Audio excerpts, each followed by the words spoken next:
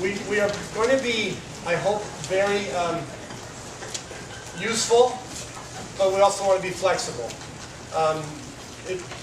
I'm sure we'd like to do some Q&A, and I'd like to be able to arrange for that. I just want to get through some of the material. One of our folks, who's our Vice President for social media and social media engagement, is not here. He's doing filming and interviews. He couldn't make it. It was a smaller piece anyway, so I'm going to cover that. That's the social media and emotional intelligence. But I'm going to make that shorter so that we can hopefully have some time at the end for Q&A. So this is really exciting for me because we just spoke with you in there, and many of you I know from the work we've been doing here the last 2 years. A lot of you, which I forgot to say in my intro at the keynote, have helped us out. A lot of you dropped everything after the shooting and came and helped us out because we obviously didn't know the provider system. We didn't know the school system here, and so many of you have been incredibly supportive and kind and compassionate to us and to Tulalip, so thank you for that. Exciting to me today because you're here and I've got most of the team here. So we're going to start with Frank Grijalva, who's our Senior VP for Program Development. He's a man with extraordinary skills over a long period of time. And I've asked him to talk about how kids wire or rig the system. This sort of follows on my talk that, you know, when you try to control kids with the kind of discipline that Jim was talking about that doesn't work and that I was talking about. One, it doesn't work, and two, we think we've got them, but they really start to turn our dials. And they can wire not just a classroom, they can wire a hallway, a whole system, the playground. We work in big systems. They can wire an entire residential treatment center of 350 kids if you're not able to approach this in a way that allows that relational aspect to start to blossom. So we'll start off with Frank, and then Donna's going to talk a little about the use of EMDR. We'll discuss what that is. I'll do a little bit on social emotional intelligence and social media, and then Gil's going to end it with compassion and resilience. So this is a resilience-focused discussion today. Thank you for being here.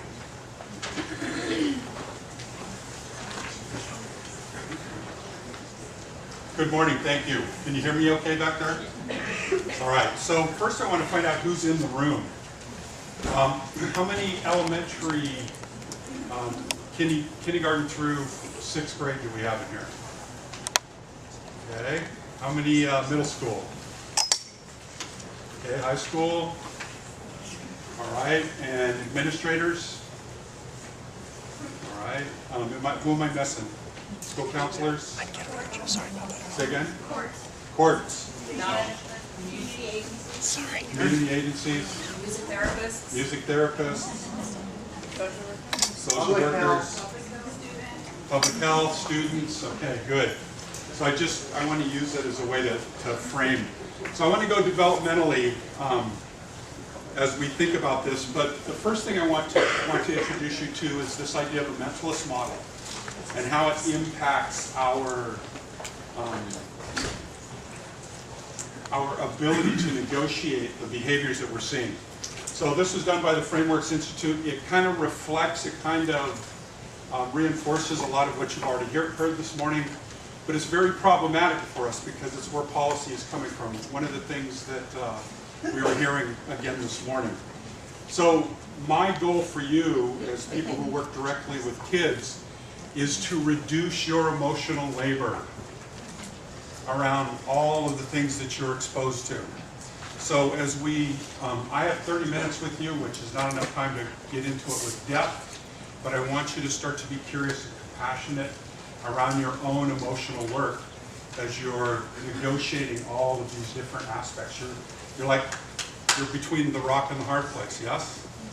So part of the flavor of today for me is to put things in a context that will allow you to breathe out some of the trigger and the emotional energy that you're being exposed to over the course of the day, the week, the month. I want you to have quality of life when you go home at the end of the day. So with that being said, I will tell you that I was one of your toughest kids in school.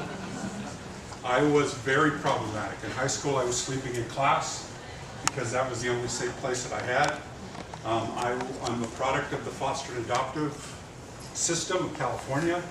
I was raised in Oakland. I was running the streets by the 4th or 5th grade, and I was a huge problem in your classroom.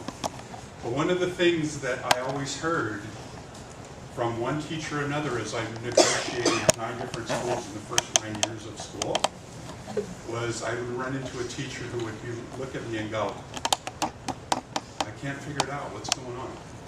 What's going on with you? So for me, just that recognition, that was like an anchor point. Somebody knew, somebody had it figured out that there was something that, it wasn't just me, I wasn't just a bad kid. Okay? So as we think about this idea of how kids are wiring the system, I want to start very early in development. Some of you may be very familiar with the developmental stuff. Beatrice Beaty's work out of Columbia University and the early infant attachment stuff, where you can see the actual conditioning that occurs right from the very beginning. So by the age of 4 months, an infant can detect an inconsistent caregiver and begin avoidance behavior. So this is before the left hemisphere is on board. There's no logic, there's no linear, there's no real consciousness, but biologically a child is already able to detect in the caregiver's face that they're not present, that they're not available, and begin to push away. Now, 50 years ago, 100 years ago, 2,000 years ago, when families were much more dense, Auntie could take the baby, Sissy could take the baby, Grandma could take the baby, and Mom would get a chance, or the primary caregiver would get a chance to rest. And the infant would get that, keep getting that information at that particular developmental age that was designed to create density and create neural experience in a particular part of the brain that was available for that at that time. In this day and age, where there's so much more fracturing of families, there's so many more distractions, it's Swiss cheese. There's holes in that fabric, the social fabric. And so a lot more kids are falling through those holes. They're not getting the information early on that everything else is built on. The foundation of being able to be socially adept, the foundation of being able to be connected and to have esteem, all of that is, for so many kids, so many more kids than before, is being compromised. And that's why we're seeing this stuff float up into our schools. It become problematic for us as people who work with kids. So what's the antidote? So for me, and you've already heard it, but I'm going to frame it in the way that I know it, is for me, behavior is like a leaky roof on a house. It's problematic. We want to fix it, so we send the roofer up to fix the leaky roof. We send somebody to interact with the behavior. But the problem with so many of the behaviors that we're seeing these days is that the behavior is just an expression. It's behavioral language around what's going on for this kid in their world. The real problem is at the foundational level, the attachment, the affect management, the affiliation, the ability, they have no density, it's missing in that part of the brain around socialization where they can't connect. And that produces a physiological anxiety because they're not able to connect. They're not getting the information that they need to calm them down from their environment. And because there's all of these gaps for them at the foundational level, this work on the behavior doesn't have the desired effect. And here's what I will tell you. Because we focus so much on behavior, the reality of what we're actually doing is we're creating a more sophisticated service utilizer. Because we're not getting to the healing, because we're not getting to establishing and creating stronger attachments and teaching them how to connect, what they actually get better at, because they're not internally motivated to be in relationship with you, is that they then figure out how to be better manipulators. And they learn how to be better at subverting and skirting and moving through the system without having to, so they'll adapt, And here's one of the things that we do, because we get overwhelmed with them. We start to put pressure on them, like it's been talked about all morning. Part of what happens is that it works, and this is the mentalist model piece in play here. Because you apply enough pressure on them, you get in front of them, you give them enough to where you're in their face, they will comply. They'll do what they're supposed to do in front of you. But because they're not attached, because they don't have emotional energy to be in relationship to you, what they get from that is resentment. And what they get that is, oh, this is the way we're supposed to do things in order to get what we want.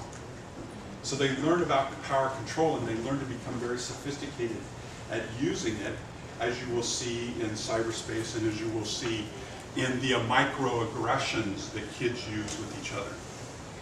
So these kids that aren't getting attachment information that they need are growing up without that well of love and that well of empathy that's necessary. And so they see the punishment, the coercions, and the consequences that you're giving them in a totally different way than you intend them to see the consequence or the punishment. For them, because they don't have love and because they don't have emotional energy to be in relationship with you, and because they perceive adults as threatening people, they see it as a way to figure out how to adapt in a way that serves them. And that's where the chaos begins to occur in your classrooms, in your environments, because they've already become very sophisticated at maladapting. They've already become very nuanced at being able to figure out how to trigger you in the classroom. I was in a classroom yesterday, and I'll try to do this without but the teacher was clearly overwhelmed. Very idealistic. I checked in with this teacher at the beginning of the year, first year teacher, and she was, bright-eyed, bushy-tailed, ready to go to work, idealistic, going to love this work. And I saw her this month. I come back here once a month for a week, and she was a totally different person.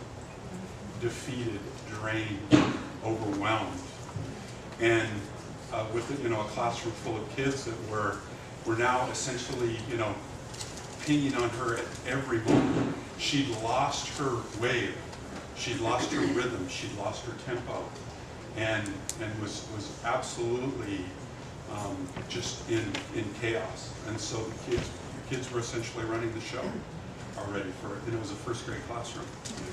So what do we do about that?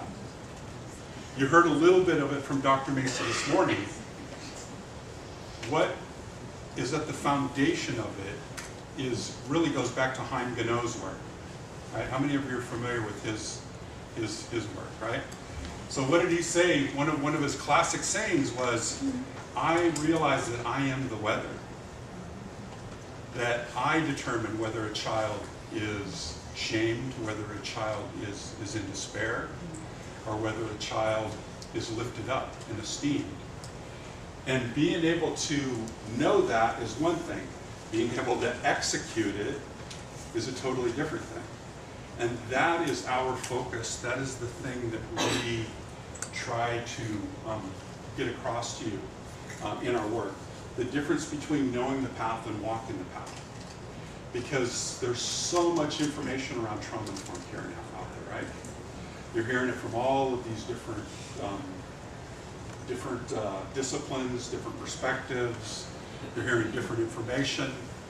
But the reality of good trauma-informed care is the practice of trauma-informed care. And then what does that mean? So you're getting all of these kids in and being able to sort kids who are being labeled who just have adversity as opposed to those kids who are traumatized. It can be a difficult thing. And it's more difficult if you're emotionally dysregulated. Then you make everything you know, all of a sudden you're generalizing like the test stuff that we saw in the earlier presentation. So as I think about the idea of what Dr. Macy ended with around our self-care, what does that mean? Because that's what I want to give you. You already know about the kids. You already know about how they wire the system. What is the antidote? How do we fix it? And so one of the things that Dr. Macy talked about was heart rate. And he talked about breathing. And we can know that, but how do you execute it in the moment? So we have these cool things called smartphones. And I want to show you what I use. So there are free apps. This app is an instant heart rate app. If you go into Google Store, you can find this app. Now it uses the camera, you put your finger over the camera, it takes about 10 seconds, and then it gives you your heart rate. How many of people in here know your baseline heart rate?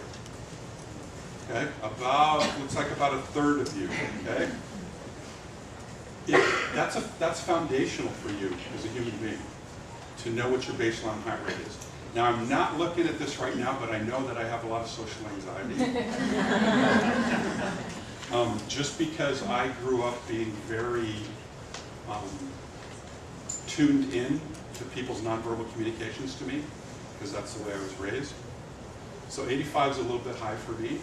I tend to run about 64, but that just lets me know that I need to use my breath work. So here's what you have to do. If you struggle in your classroom, you have to have some way to stabilize yourself. You have to understand what stable means. You have to understand what your baseline heart rate is so you can bring yourself back down to it.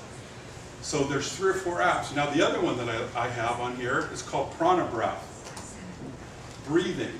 So Dr. Macy talked about the inhale and the exhale. This takes you right through it. And it's a 7-minute exercise.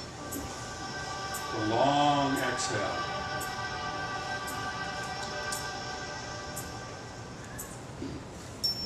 So those are 2 tools that I have on my phone. And guess what? When I work directly with a teacher, I work with a social worker, I'm giving somebody a way to begin to build their foundation, I have them plug those into their phone. And then I have them put an alarm in their phone 3 times a day for the next month. Why? So we can condition the process. They're going to be reminded, because we get overwhelmed in our environment, yes? We get overwhelmed, we get distracted, we lose. You have to have some reminder. Everybody carries their phone with them now. So to get that alarm and to be able to say, okay, I have to do an acute safety plan. I've got to take care of myself right now to reduce my stress load. And as you use that, then the more times you use it, the more likely you are to get wired, right? Everybody understand the relationship between repetition and neural connectivity, building it? Most teachers, right, it's what curriculum is about. It's why we repeat things over and over again. So for you yourself, you have to go through the process of using the tool and then becoming self-aware and self-forgiving when you're in day 5 and the alarm goes off in the afternoon and you're like, oh crap, I don't want to do this again, right? You start to move into resistance around the idea of using this tool that is clearly very useful for you, that is clearly something that you could use, being able to be closer to baseline. And why do we want to be closer to baseline? Because as our heart rate goes up, certain parts of our brain and certain parts of our body go offline. And then we begin to move differently and our speech becomes more pressured. And guess what? That's when the kids exploit you. When they read the pressure change in your voice, when they see the eye contact is different, when they see you're starting to move with uncertainty, that's when they come after you. And they don't come after you because they're bad kids. They come after you because the way you're presenting to them is a safety issue for them. They become anxious, they become triggered into using their tool. For me, when a kid triggers you, they're demanding with behavioral language that you come back to being grounded and to becoming present. They're asking you for that. They don't know that that's what they're asking, but they want safety, they want a container, they want predictability, they want justness, they don't want to be exposed to a consequence that comes out of you sideways because you're dysregulated, that is all of a sudden a surprise. That, for a kid who has complex trauma, is one of the most intolerable things, is to be exposed to a consequence that they weren't expecting. Why? Because they know that they're controlling the environment. They know that they can trigger you into reflecting back to them what they already know about themselves. They know that they can now confirm for them in your space, in the environment that you've created, that how they already feel about themselves. They are now running your show. Does that make sense? So as I'm going through this, I tend, I'm trying to crunch everything into 30 minutes. So if I veer or if I get into a piece where I don't finish the thought, please put your hand up, say, hey, finish that for me. All right? Are there any questions, any thoughts, anything that you want me to expand on a little bit at this point? Yes? So, I understand what you're saying, and I wonder when a kid has continued safety issues outside of the school system, how when I can provide that while they're there in front of me, but when they go home to a life like yours was, and then they come back, how do I help them? So a couple of times this morning it was said, the most protective factor is one reliable, consistent, predictable adult. So here's one of the things that happens for us, or for people that are working in systems, right? And working with kids who have complex issues. You cannot control what's happening away from you. But because the evidence base is so clear that if you are predictable and reliable and consistent, you give that kid an anchor, you give that kid a place to be grounded and to be safe and to be protected, right? And that's the best you can do. Now, as you develop that relationship and that attachment, you will be able to feed more information. But here's where real complex trauma becomes problematic for kids. And I'm betting most of you in here have experienced this in your life with many kids that you work with. You can build that relationship.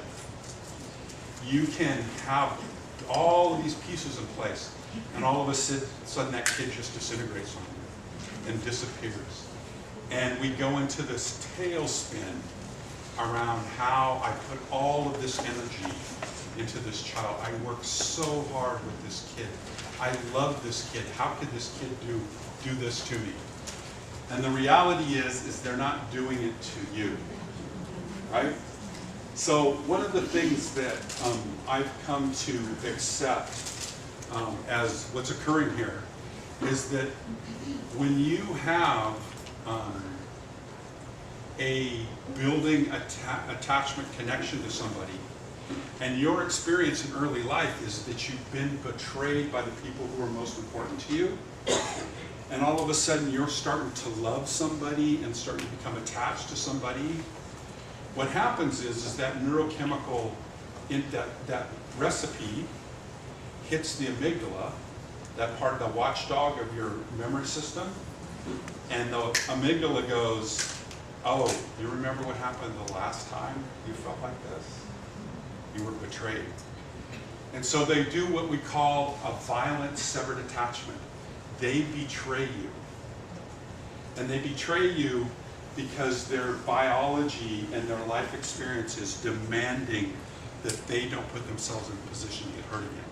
So they do something so vile that you reject them. And guess what? Then they don't have to love again. They don't have to get connected. So the hardest thing for us as people that work with these types of kids is to be able to stand in witness to that and to say, I'm going to be here anyway. I'm sorry this happened, but I am going to be here anyway. I'm still here with you. I'm not going anywhere. And that, to be able to do that, jumps the kid into the next level.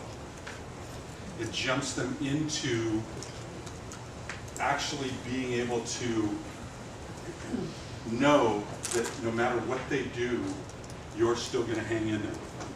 Now, that doesn't mean you turn into, a savior and a rescuer, and you fall on the sword for the kid. But maintaining that predictability and that reliability around that kid and being present and staying in the pocket with them and saying, okay, it was a mistake, it was hurtful, I'm sorry, role modeling, all of that, but repairing that relationship. Just being there with them, then they move to the next level of being able to attach and connect to them. And then you're in a phase, and this is the hard stuff, you're in that with them where you have to be able to have a resource where they can get to healing. So you have to have the clinical resource available. And that clinical resource has to understand trauma protocols. And it has to have all the pieces in place, and Donna will cover that here in a bit. But I'm leading into that. So for us, if we do not collaborate as teams, and this is absolutely important, 2 is 1, 1 is none. You have to have somebody that you're working with around this stuff. These kids will make you isolate. These kids will hit you so hard that you begin to think that you're the only, you're trying to figure out what you start to go internal, and you start to ruminate, and then you're not sleeping at night, and all of these things because you're thinking about that kid. And the reality is you have to have somebody that you're bouncing that off of. You have to have somebody that you're working with. You have to have that team collaboration. You can't let these kids push on you and push you into isolation, because that's where burnout happens. That's where your quality of life goes down when you go home at night. You have to be able to move yourself internally through the day with taking control of your breath work, taking control of your heart rate, reestablishing a functioning digestive system and a fully integrated brain. So the breath work and the heart rate stuff are really much more nuanced than what you're being, what you may have heard. To understand that when you get triggered emotionally, that your digestive system goes offline, that your kidneys stop working, your liver stops working, all these different parts of your digestive system go offline, which means that the next time you get triggered, there's an accumulation of stress hormones in your system. They're not being processed. You're not hydrating. You're not doing the things that are necessary to flush your system out. And that is why you go home and you turn into a couch potato at night. Or you get home and you don't want to do the stuff that you're supposed to be doing at home.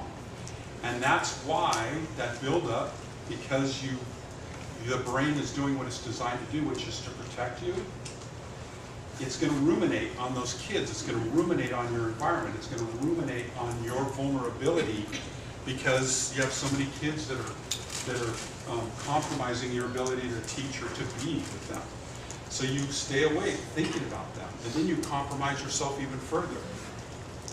So the idea of breath work, the idea of checking your heart rate out, and understanding that you can use what I call my acute safety plan, that you reverse the process of being triggered. So here's what I want to give you.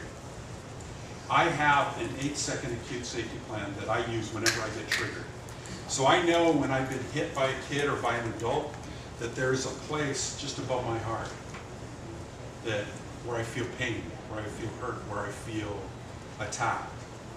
And when I feel that, I'm mindful and conscious. As soon as I feel that, I know that I need to use my acute safety plan. And this is my acute safety plan. I take a step back, I tighten and relax my knees and my hips and my shoulders. I put my hand on my heart. I take a deep breath, and I say, it's not about me.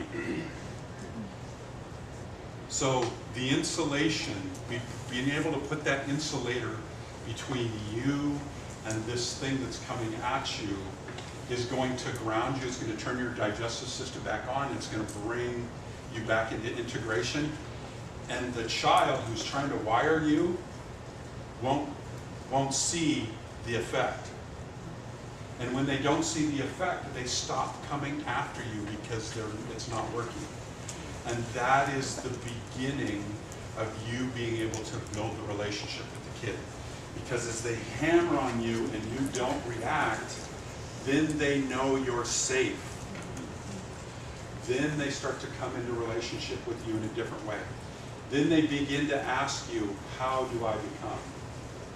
How do I become something different? Okay. Any questions, thoughts, before we turn it over to Donna?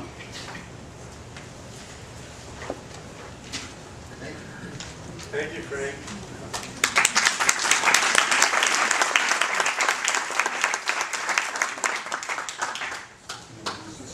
So this is, as Donna gets ready, this is a good tie-in. There's a moment when I was watching Frank and he's standing like this saying, kid attacks you emotionally, psychologically, partly because they might trust that they could do this, but they also want to wire you. And what did Frank say? What do we have to do? Which takes practice.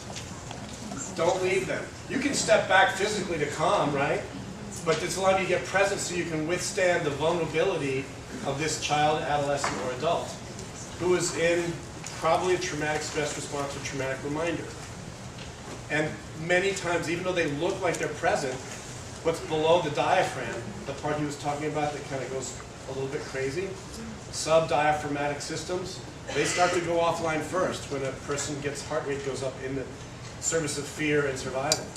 So part of them isn't there because their body is now running them to push you away to prove, hey, I am definitely not lovable. Even this person who I'm starting to trust, see, same thing happens to me all the time. And then in a sense, now they own the relational piece because it's out of fear. So being able to withstand vulnerability, and are you vulnerable too? Yeah, I mean, how many people sign up to do this work? I know we have a chronic shortage of teachers around the country. I know you've heard that. And I think people are scared to teach. There's a high level of vulnerability that you have to withstand. So this is the segment I was going to do at the beginning as I introduced Frank.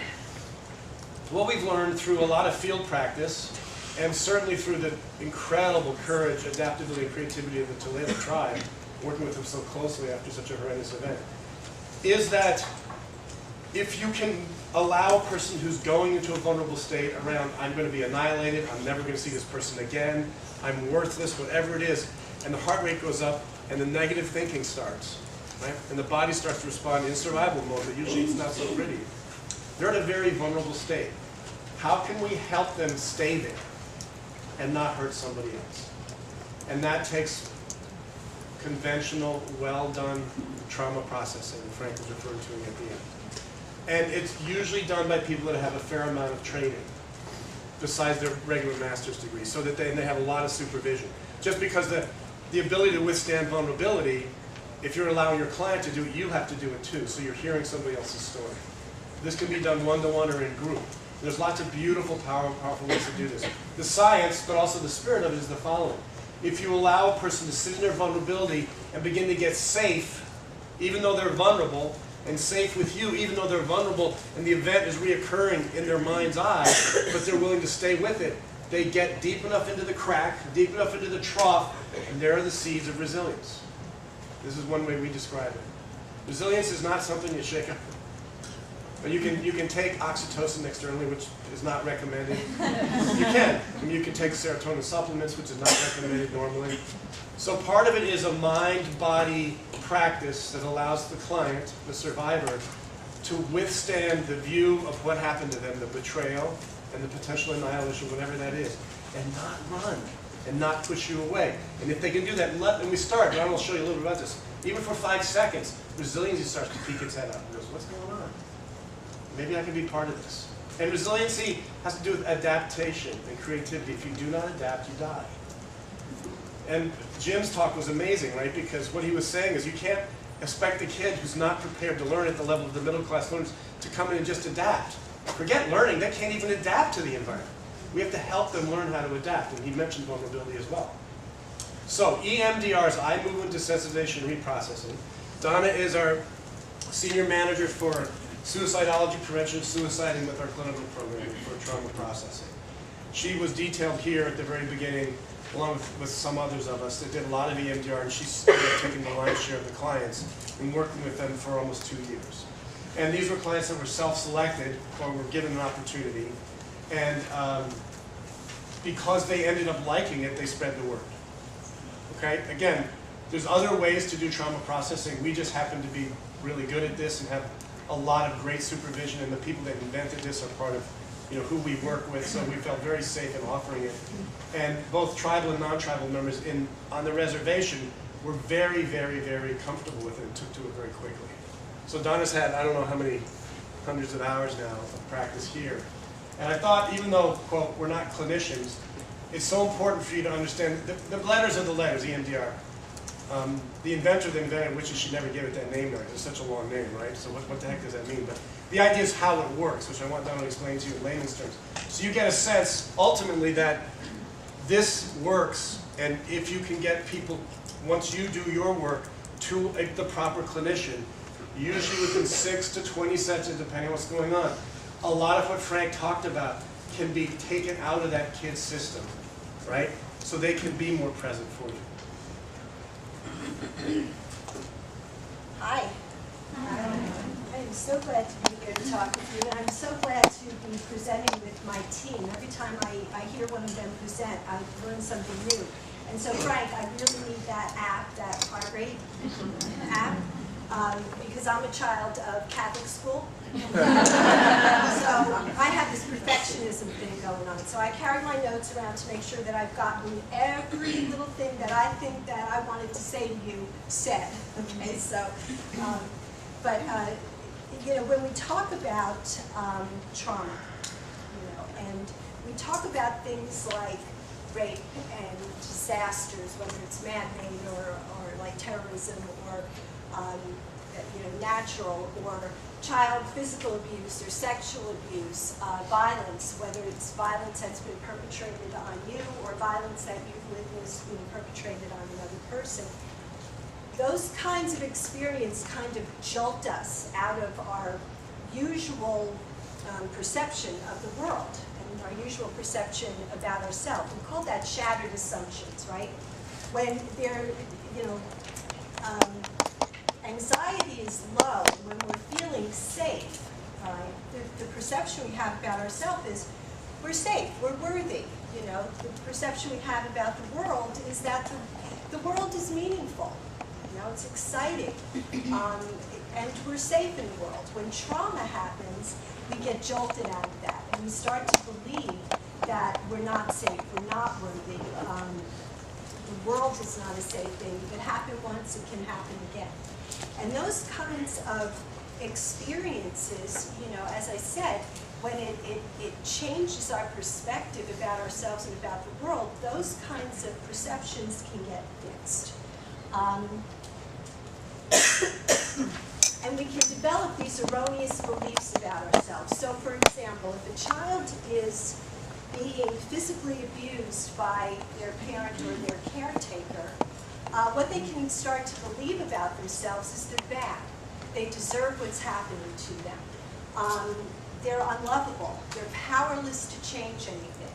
And you can't trust that people aren't going to hurt you. So you don't trust people, right? And those beliefs can get carried into adulthood.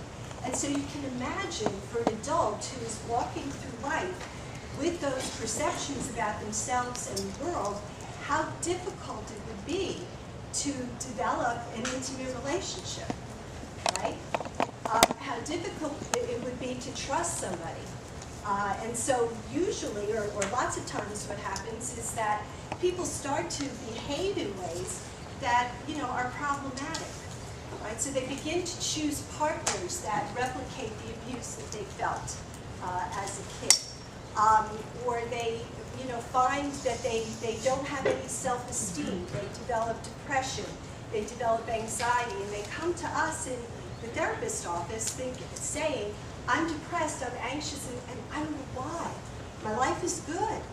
You know, I don't know why I'm so nervous all the time. Because they're not able to kind of connect those dots between what happened to them as a kid, that trauma, because a lot of times it gets locked away, it gets compartmentalized, and they continue growing, but that child part of them is still feeling all of those things that they experienced as a kid, and they don't connect the dots. So our work is trying to help them to connect the dots. So it's important to understand how trauma memories get stored. They don't get stored like normal memories. They get stored in a whole other part of the brain. They get stored in fragments, okay? They get stored away from the language part of the brain, which is why, you know, usual talk therapy isn't always as effective, you know, at resolving trauma as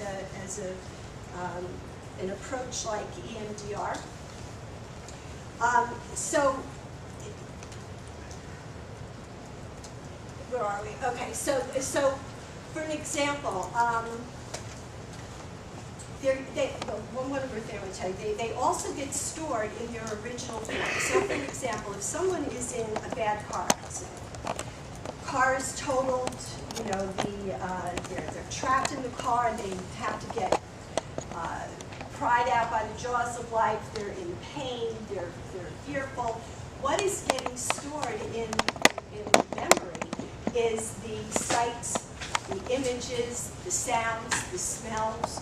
All of those things are getting recorded in this other part of the brain, okay? And so any kind of trigger can very easily bring that memory, can make it flash into that person's mind, all right, in its original form. So they're not just remembering the car accident, they're feeling the car accident, right? They're there again. There's a timelessness to the way that these memories get stored, okay? So it's not the past, it's now the past has become the present. They are there again. That's the difference. That's a flashback. All right? So they're stored differently. They become frozen in trauma time. And they form this kind of blockage because they're stored in the nervous system. These memories, you know, it's hard unless you're processing. They don't get processed out. Okay? So, here's the good news. As Frank was saying, or Barbara was saying, that we have resilience. We have this kind of wisdom that is already installed in us. It's installed whole. It's always pushing us towards psychological health, right? The problem is that when trauma hits, this adaptive information processing system gets blocked. And when it gets blocked, those memories are not accessible to be processed by this adaptive information processing system. So they float around in fragments, getting triggered, right, in this part of the brain. And so our job is to unblock the information processing system so the person can have access to it. And have access to the natural healing. So the way that we do that is we start to use the procedures and the protocols of EMDR.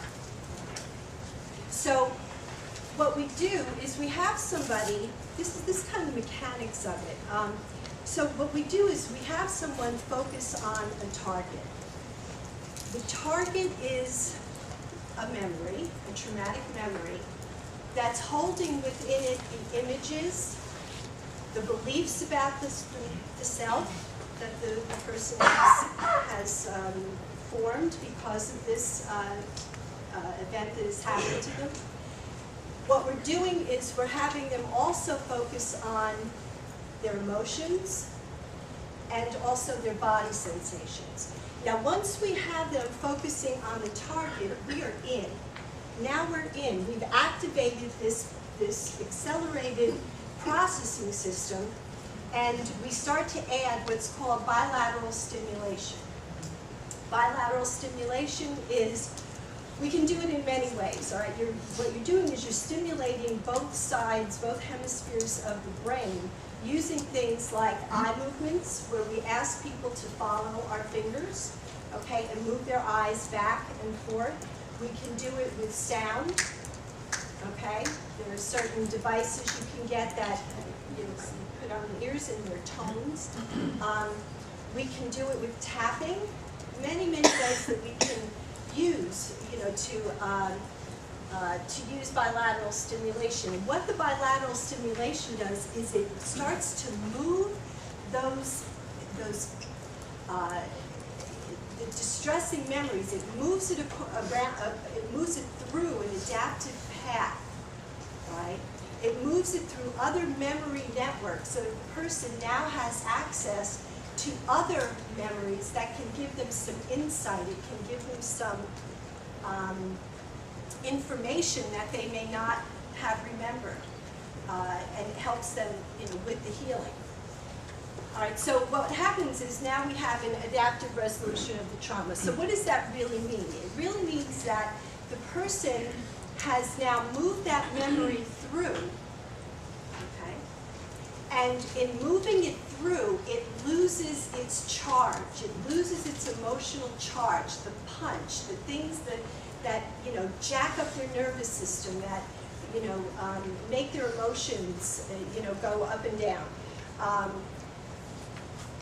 That's gone. So you hear people say things like, I can see what's happening, but I'm not feeling it anymore. Or that memory, it seems farther away. Somebody said to me yesterday when we finished the bilateral stimulation and, she had processed it through enough, what she said was, it feels like the deck of cards just got reshuffled in my head, and I feel like stuff is integrated.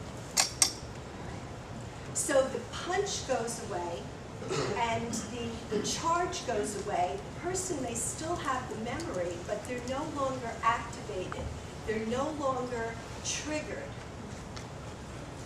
by things that would make that memory flash. Some of the things that we do to, help in the beginning and the end of an EMDR session is, in the beginning, I do a lot of work with a person, and it's called resourcing. So what you're helping them to do is reconnect to memories that are positive and that contain the resources that they need in order to begin the work. All right, so having the person just begin to think about a time when they felt most like themselves. A time when they felt calm. A time when they felt confident. A time when they felt safe. That person kind of drops in and develops that memory, expands that memory. We spend a lot of time expanding that memory so that they're not just thinking of it in their mind, their body is now feeling it again. So that's that resiliency that we're born with, that inner wisdom that we're born with. What we're doing is we're accessing it to help the person to develop the strength, the courage, and the ability to process some very difficult memories. We also use those kinds of techniques at the end of the session to kind of close the session down. A person has done a tremendous amount of work. They've activated a lot of painful stuff. They've processed it through. They're very tired. And now at the end, we reconnect them with those resources as well. Should I ask questions now, or do you want to wait? Sure. Are there any questions? It's like went through it very quickly. Yes. I'm using this with adolescents and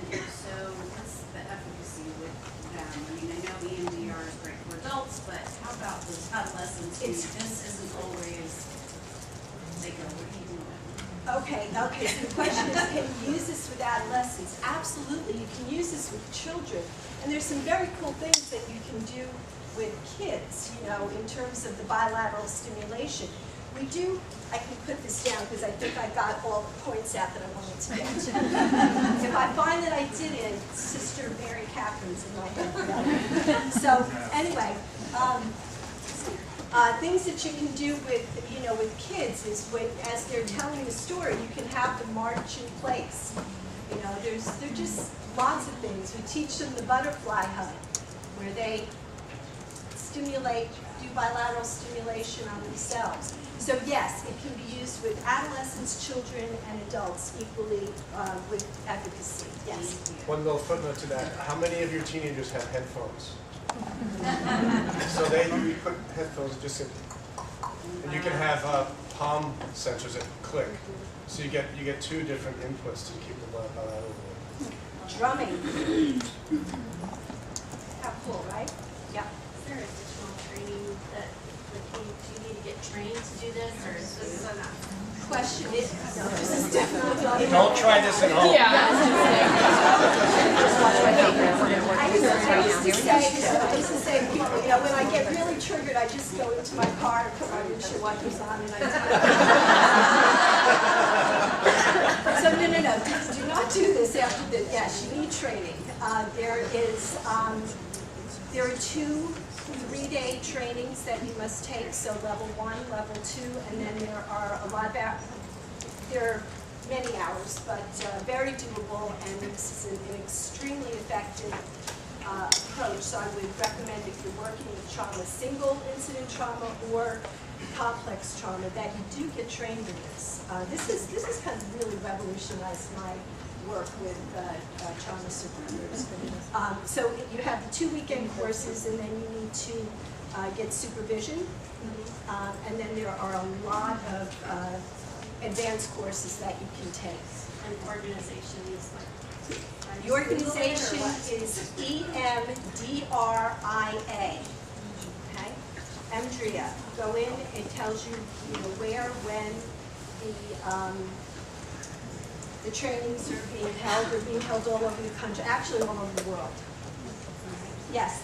So for Snohomish County, we have Dawson Place, which is a child advocacy center, and we also have Bilateral. They have a trauma informed care center that they provide care for.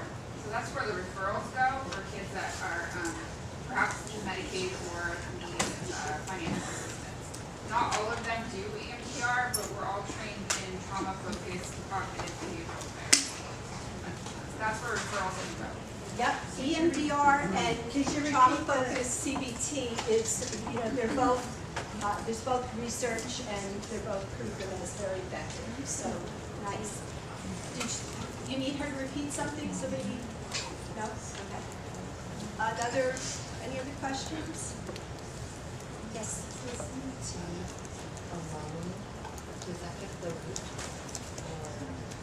The question is, does CBT alone get at the root?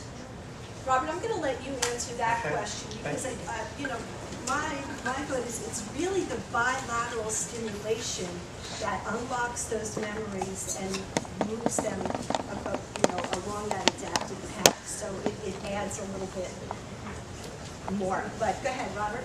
So, remember I talked in the keynote, sorry guys. I talked in the keynote about sequencing, multidimensional approaches, and sequencing. So the way, and we are known to be collaborators. We don't pit different interventions against each other. We are very careful to look at evidence base. Data is 50% of the deal. But if you leave the heart out, the data doesn't matter. And if you do everything by heart, you're going to get in trouble. So we try to do that balancing act. Sometimes you a little more one, a little bit more the other. What was originally called cognitive behavioral therapy, which actually started in the 60s. It's a very old, very proven method, working with breath and systematic desensitization and calming your body and bringing up thoughts. It's very, very good. Then there was trauma-focused cognitive behavioral therapy, so you could focus on traumatic events. Also effective. not to put any intervention down. One of the issues with CBT still today is that its effectiveness doesn't necessarily last past 18 months. It doesn't mean it's a bad intervention.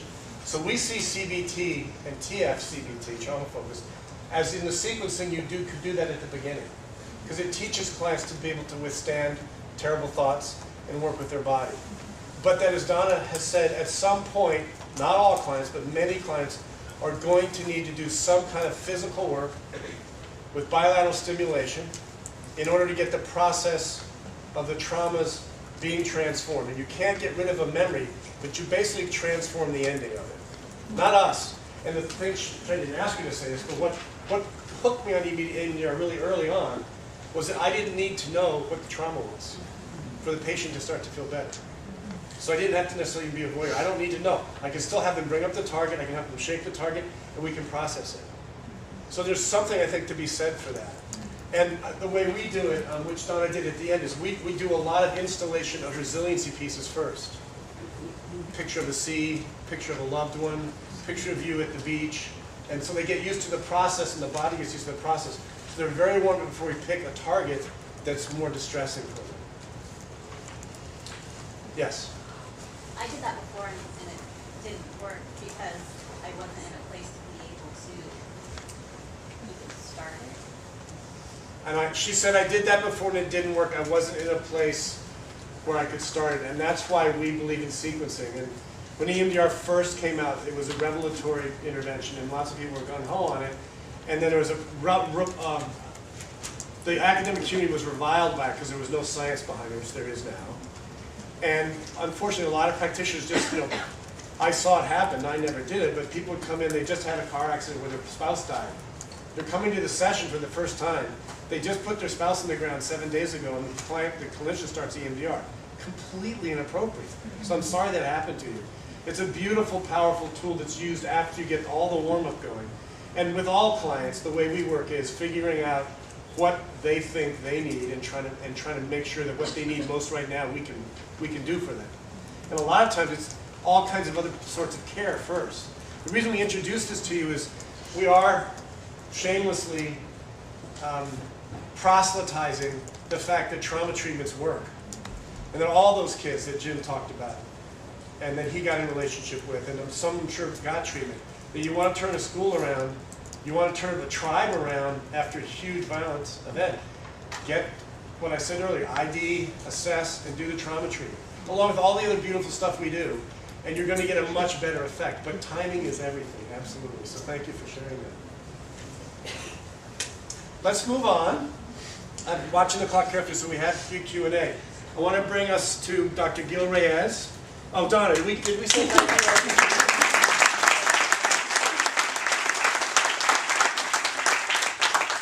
For the service you've done here for the last 2 years. She's been unrelentless.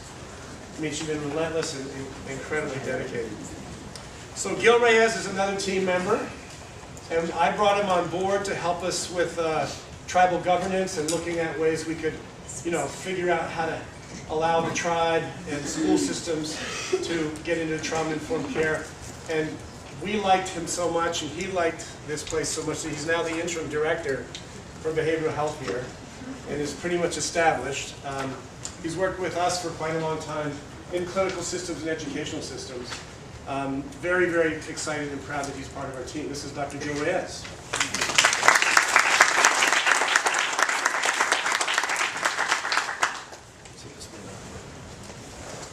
That's okay.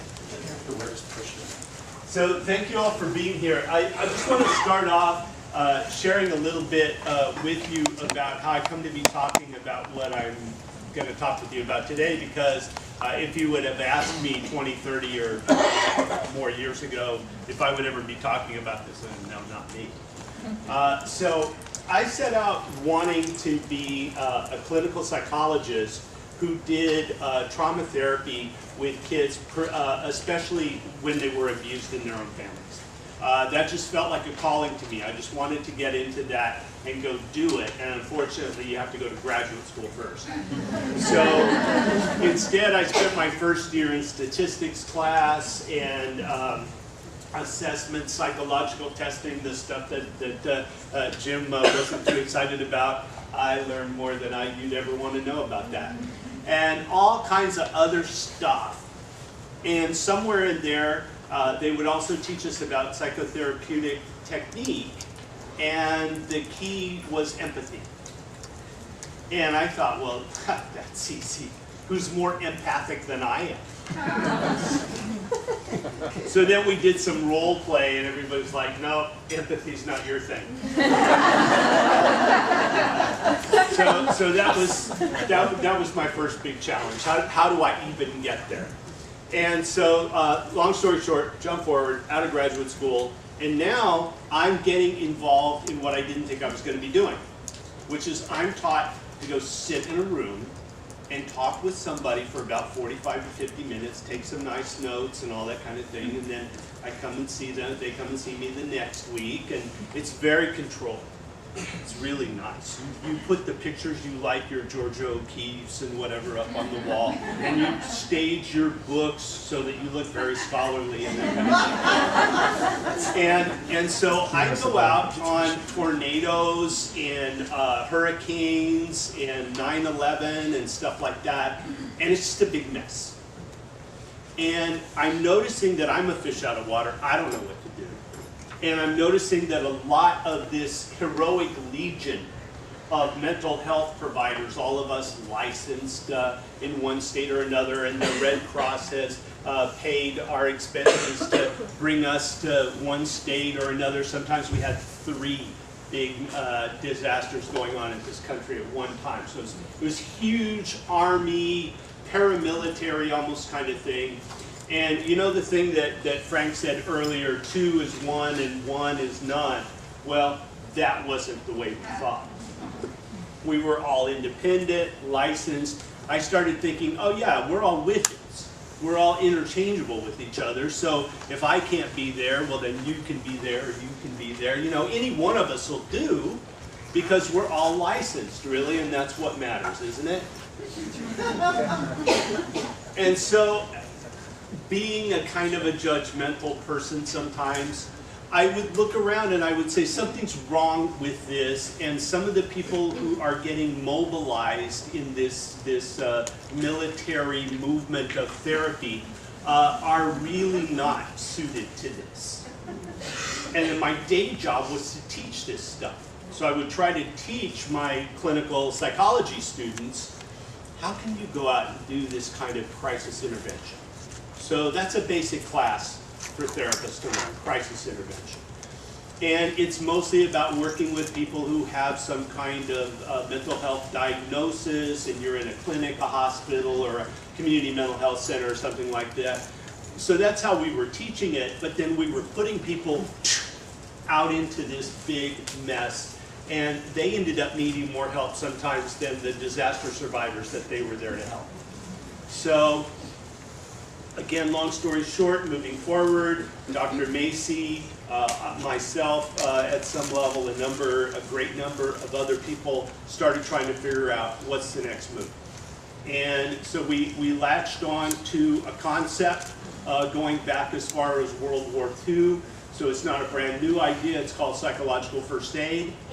And like a lot of eggheads will do, we just sat there and debated back and forth the finer points of, you know, how do you dismantle and reassemble this whole concept. And in the end, then we started promoting psychological first aid along with a legion of other people. Red Cross embraced it, did their own conceptualization of it. And so now many of you have probably heard about it. Anybody here been trained in psychological first aid? Okay, so not a whole lot of you. It's encouraging that some of you have. Dr. Macy and I have done a number of these trainings, sometimes together, more often separately. And they're not just for clinicians. That was one of the problems that I think is in the Red Cross model, is that they wanted to make sure that they weren't sending unqualified people out, and they were doing really, really minimal training.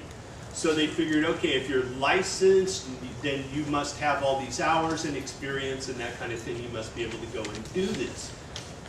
that was a very generic model. It left out the concept of specializing. It left out talent, being good at something. And so PFA was designed that it would be simple enough that not only could you teach it to clinicians, you could teach it to lay people, to school teachers, to people working in community centers, to youth services personnel, that kind of thing. And so we focused a lot on the techniques. And that what people would ask us is, what do I say? And what do I do? And so we would try to practice these things, and people would say, well, tell me what to say. That just came up over and over again. And I realized how much people wanted to be scripted and just be able and go out there and know what the pat lines were. This is a good first thing to say. And if they say this, don't say that. So we had like do's and don't says, right? And so what seemed to be missing was a core sense of how to do this. How can you just be with these people? How can you just help them and not be trying to remember your lines? And so we had to get people past their stage fright. And you might not think that people would have stage fright for this kind of thing, but they do. And they would just say, well, I don't know how to just go up to some stranger and start talking to them about their trauma. And so one of the things to take away from that is don't just go up to strangers and start talking to them. Just be you. Just be real and be you. But then the comeback to that was, well, I was already me, so what did I come to this training for? So what are they supposed to get out of it? And there were a number of incidents that can be epiphanies for folks in here that say to you there's something we've got to do differently here. And what I saw was that we really wanted to focus on the one-to-one, and that's good because one of my theories is that we're all most comfortable in a one-to-one relationship. When there's just two people who have each other's undivided attention, that's really fairly ideal, and that's our psychotherapy model. It's actually a very small fraction of my colleagues who, when we're in a group and people say, who here does group therapy? And it's actually a very small fraction of that whole group. So that one-to-one relationship is the easiest. But what we were trying to do is to work with a community. And yes, a community is composed of a large number of individuals. And those individuals have all kinds of ties. They have family ties. They have old school ties. They have neighborhood ties, right? They have all of these things, all of which, when you're an outside provider coming into a situation, all of that is invisible. And you're just a stranger. You're an unfamiliar stranger. Now, that may sound like a redundancy, but I put unfamiliar on there because there's two kinds of strangers. There's strangers that you've seen many times before, so they're familiar to you, but you don't know them. And there are people who are completely unfamiliar to you. And so, if you look at research, it shows that even strangers can be helpful to you. And you will accept help. If you're in a bad situation, you will accept some kind of help from a total stranger.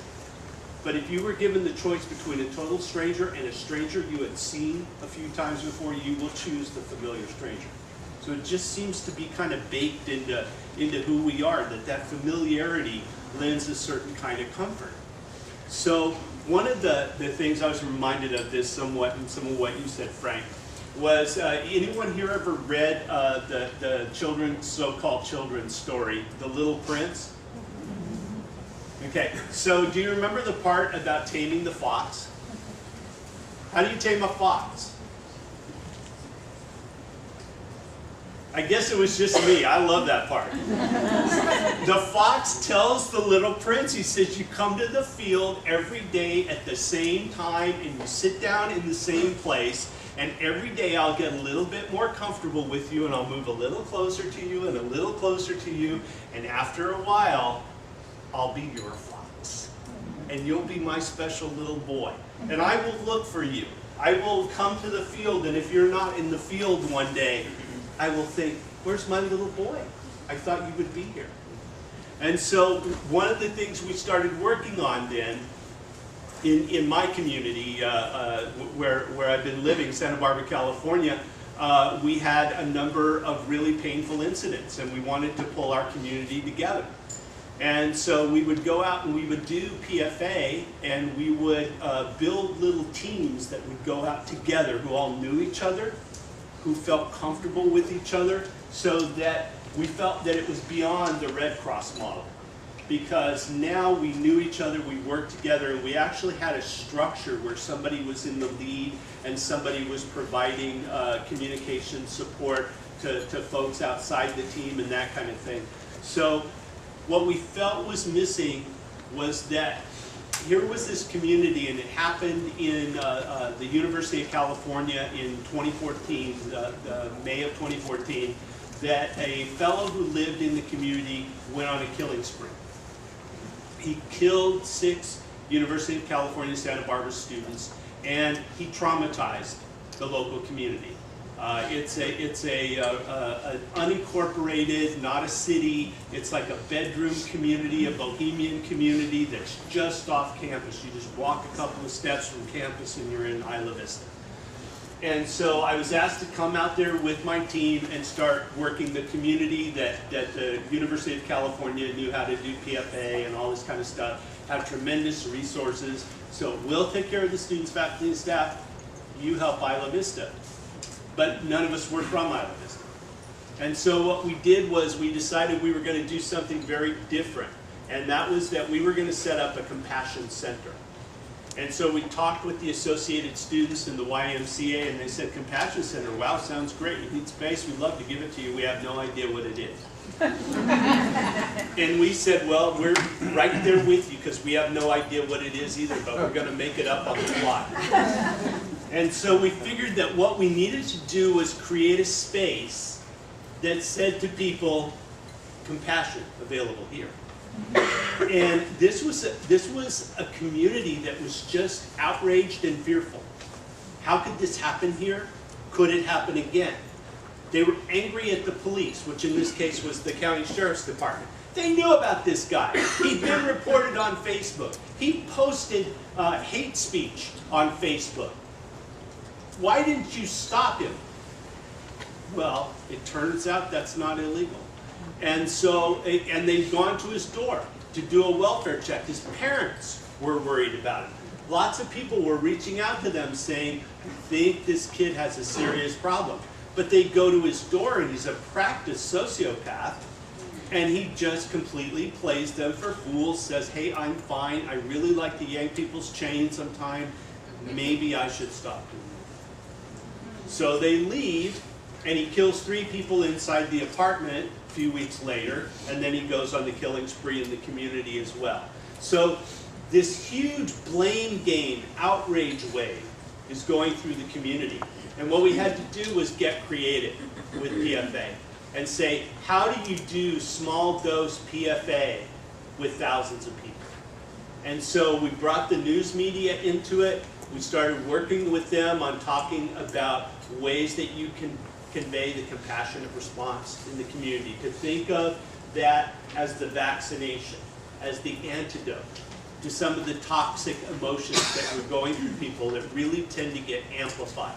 And people start amping each other up, and it's almost like a one-upsmanship of outrage. Oh, you think you're outraged? I'm twice as outraged as you are.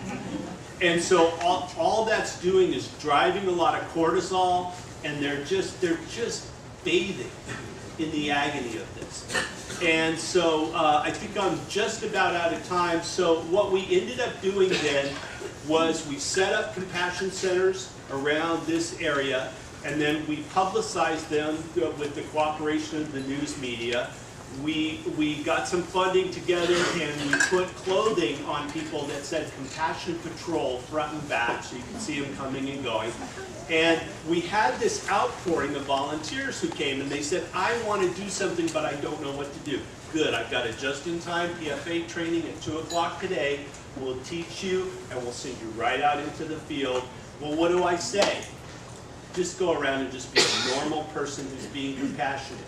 And so what did the training work on now? Did it work on the what to say and the do's and don'ts? No, actually we started working on finding your compassionate core.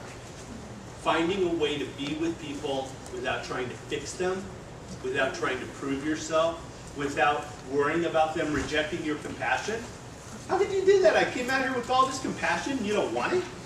So we really wanted to work with where people were coming from, and that has really been a game changer for me, because I was one of those people who was really wanting to just have all the right techniques and know how to practice it and all of that. And what it did was it brought me back to the core of what it meant to be human and to be able to be there for other people, even when they're not close to you, even when you had no existing relationship. And I think it really does help to get us from safety through community and self-efficacy and up to hope again. So that's it for me. So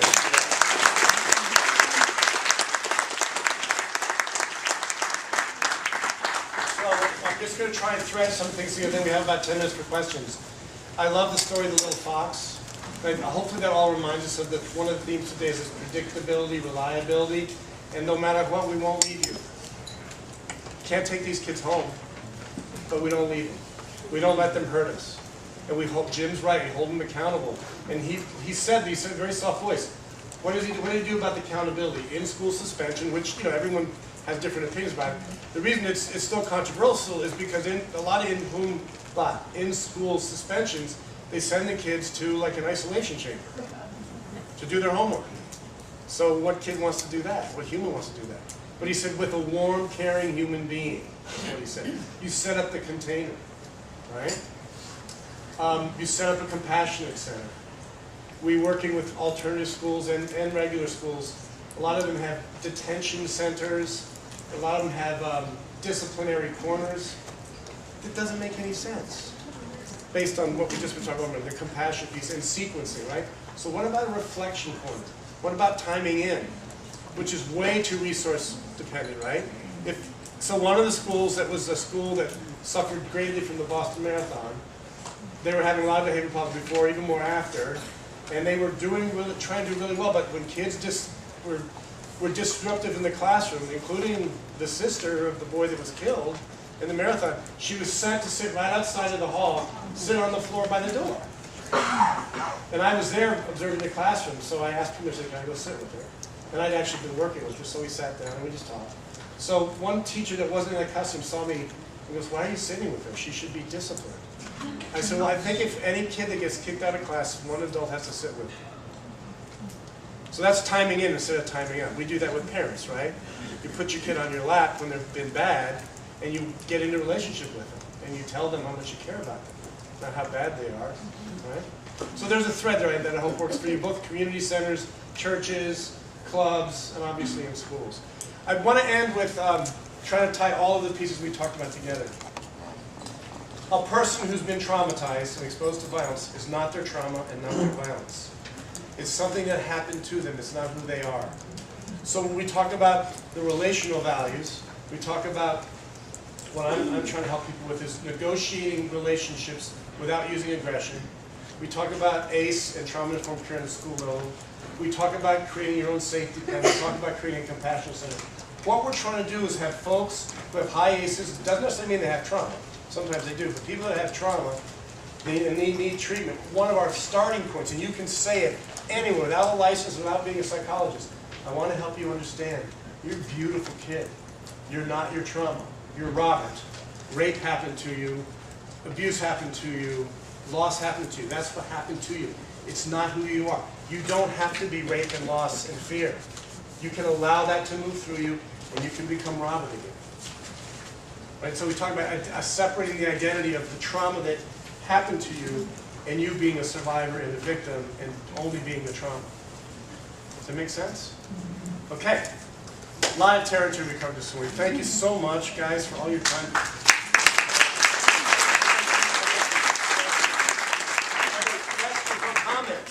Questions, comments, concerns, worries, jokes, editorials. You're the guys out there doing the practice. I got a question. Sure. Donna, where would we find clinicians? Would we find them in the EMDR EMDRIA, MGA, yep, you can find them on the area? website. Okay. Are there clinicians that take Apple Health? You'd have to check the register. We're trying to get those, all the insurances to have, trauma-informed folks that can do processing. Yes? Yeah, I was, we're talking about the children with high ACE scores, and I'm sure many of them are coming from parents with high ACE scores. So is there anything that's kind of coinciding to address both parents' ACEs and the child's ACEs at the same time? Yeah, beautiful question. So the ACE connection, ACE 360, started here in Washington, Laura Porter. So now they're working with self-healing communities, and really part of that whole development and evolution has been, wait a minute, we got the parent too. And then of course, how do you work with the parent? Right? And so we legislate parenting, and where's the instruction manual for parenting? And what about their parents and grandparents? What about the boyfriend or girlfriend? So the community perspective is in fact embraced. So you can, I think you can Google, if you Google self-healing communities in Laura Porter, you've got resources right in your state. Thank you. Anything else? All right, protect your sleep. You guys work really hard at this work. So figure out how to protect your sleep. And get some laughter in there once in a while. See ya. Bye.